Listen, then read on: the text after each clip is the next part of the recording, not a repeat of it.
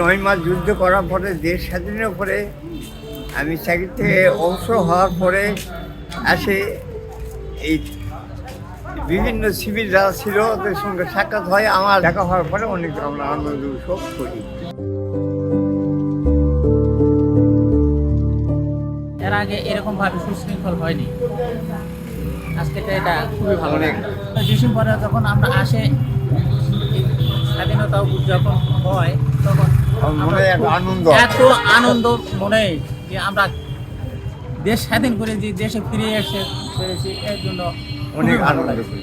অন্যরকম অনুষ্ঠান, ওনাকে দিই। তবু ভালোই লাগতেছে যে আমরা একসঙ্গে রণাঙ্গনের সাথে যারা ছিলাম একত্রিত হতে পেরেছি এবং একে অপরের সঙ্গে আমরা ভাবের আদান প্রদান করতে পারতেছি, এই জন্যই ভালো লাগতেছে। অনুভূতি তো ভালো হবেই, কারণ দীর্ঘ 9 মাস তুমুল যুদ্ধ করার পর জীবনের ঝুঁকি নিয়ে যখন স্বাধীন হলাম, পশ্চিমারা যখন আমাদের কাছে সারেন্ডার করলো, তখন তো আনন্দ মানে কীরকম হওয়া উচিত এরা চিন্তা করেন আর কি।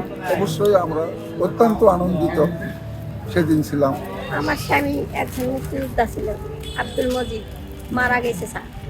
তার এখন আমি ওয়াইফ, আমি তার ভাতা খাচ্ছি, আনন্দেই আছি, ভালো আছি।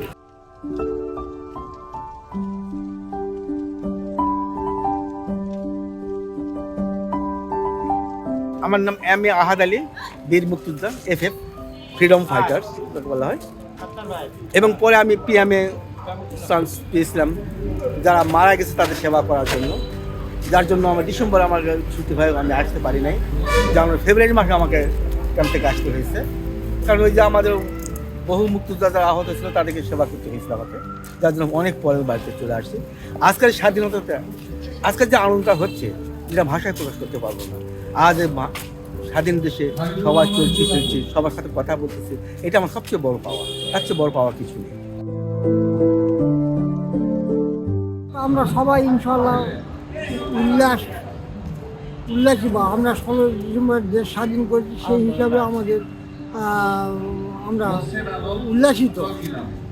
আমি শুধু নয়, সমস্ত মুক্তিযোদ্ধারা সবাই উল্লাসিত।